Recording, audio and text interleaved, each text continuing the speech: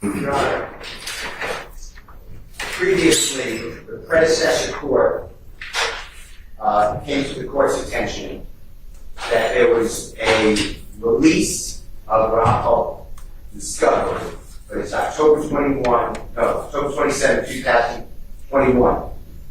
And it's a recording of an interrogation of Mr. Copeland, and it was very harmful to Mr. Woody. The part that was released that I'm aware of, and I believe Mr. Adams, unless he corrects me, just has lies, what I can say lies, about Mr. Williams ordering people to die. It was very harmful. I asked Judge Glanville, predecessor judge, for relief and a bond because it denied Mr. Williams' right to a fair trial.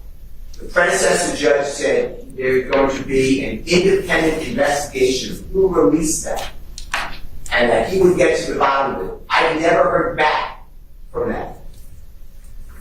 A jail call, I listened to all these jail calls. We had others listen to all these jail calls. On a jail call, I didn't say anything last week. I played a jail call where Mr. Copeland said that immediately after telling the authorities in December and February, December 22, December 23, that he had lied and that everything he said was a lie about Mr.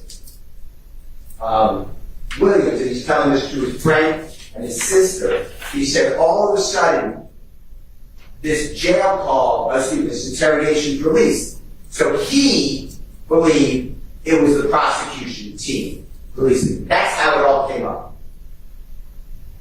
For a prosecutor who's an advocate to then vouch for and put her own credibility in issue, that's what I've been objecting to. And to say, we gave it to the defense, and I'm raising my voice because I don't have a amplifier and microphone. So I'm not trying to yell, or shaking the head with a smile. My point is, sorry, Your Honor, is that it sounds like I did something wrong. I didn't release anything. I didn't do anything wrong. I was the one objecting to the release of this information.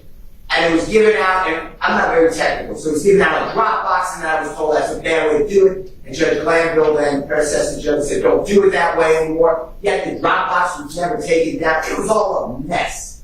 And the predecessor judge, and I'm not asking this person, they made it a great investigation. I just never heard anything.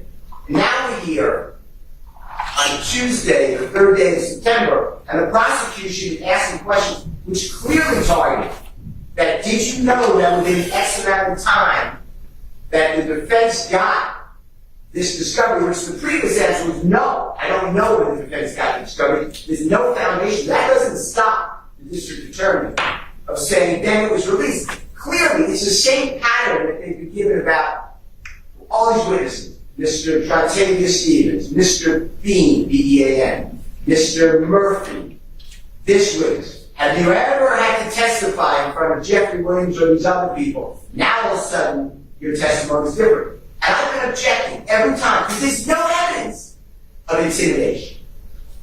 And what happened, which you may not know, and this is based on information belief, I never spoke with Mr. Copeland about this, so maybe it's not true. I believe he got beaten in the jail after that was released. I believe I could be wrong. But assuming that's all true, for the prosecutor to now say that their hands are clean, and I can't ask a question.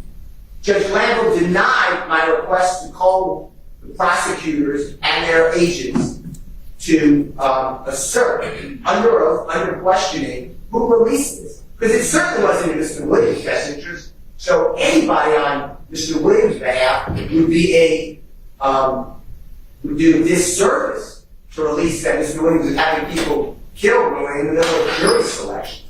So anyway, my bottom line is this entire, Ms. Hilton has taken, and I have all the cases we argued before, but has taken herself, and she has moved from the position of asking questions and an advocate to testifying as a witness.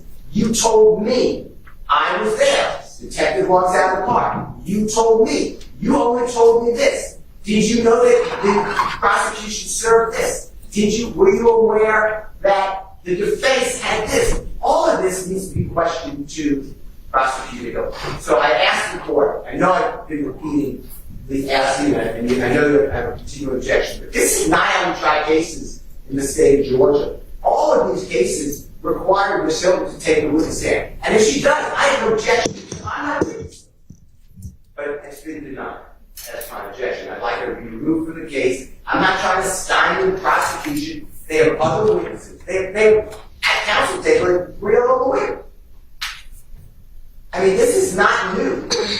So I asked for the prosecution that specifically Ms. Hilton and Ms. Love be removed from the case. I have questions for both of them. I also like to renew my motion I could call predecessor.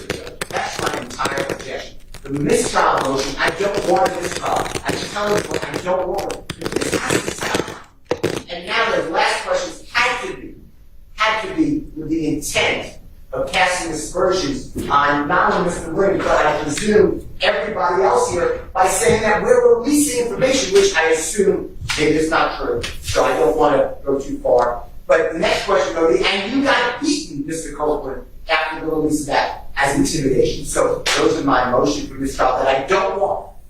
Don't want the motion for this trial, but I feel compelled to make. All right. One